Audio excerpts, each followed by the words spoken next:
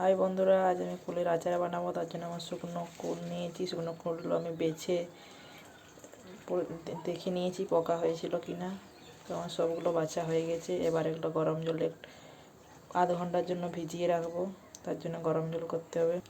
তো আমি গরম জল বসিয়ে দিয়েছি, জল গরম হোক। তো জল আমার গরম হয়ে গেছে। বাটিতে আমি কুলগুলো ঢেলে দিয়ে এগুলো জল দিয়ে দেবো।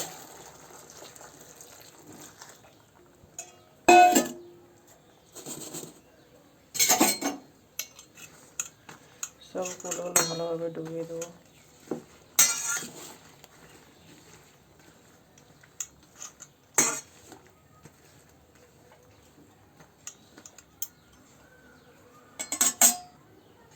এর একটা থালা ঢাকা, এইভাবে আধ ঘন্টা ঢাকা থাক।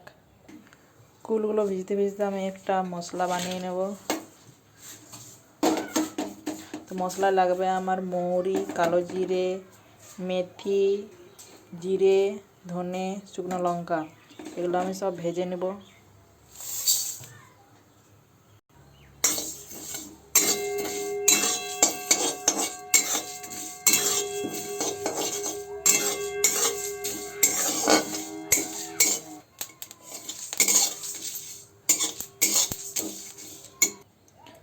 মশলাগুলো আমার ভাজা হয়ে গেছে। এবার এগুলো ঠান্ডা করে আমি গুঁড়ো করে নেব।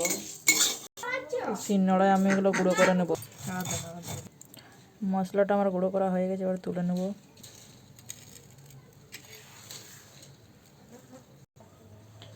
তো কুলগুলো আমার ভিজে গেছে। এবার এগুলো আমি জল থেকে ছেঁকে নেব।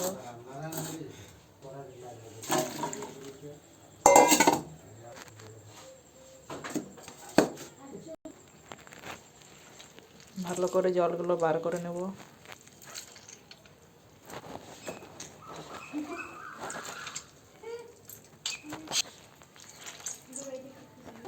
সব কুলগুলোর আমার জল ভালো করে নিংড়া হয়ে গেছে। আমি কড়া গরম হতে দিয়েছি। একটু তেল দিয়ে নেব।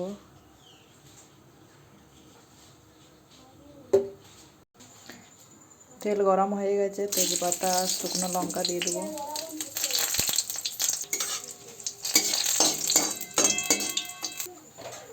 সব কুলগুলো দিয়ে দেবো।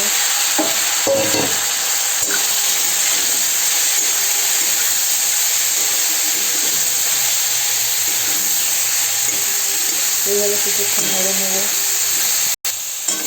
কুলগুলো আমার ভাজা হয়ে গেছে। এবার এটা গুড় দিয়ে দেবো।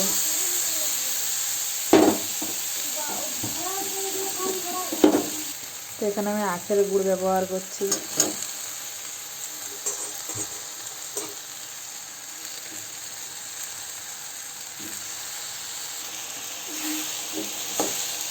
গুড়টা ভালোভাবে গলিয়ে নেব।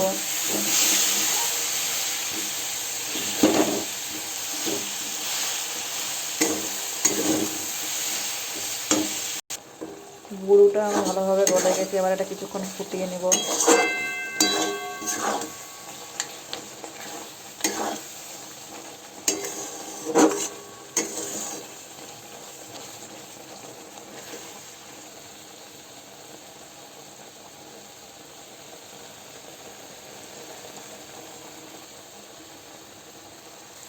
তো হয়ে গেছে। এবার আমার ভেজে রাখা মশলাটা দিয়ে নেব।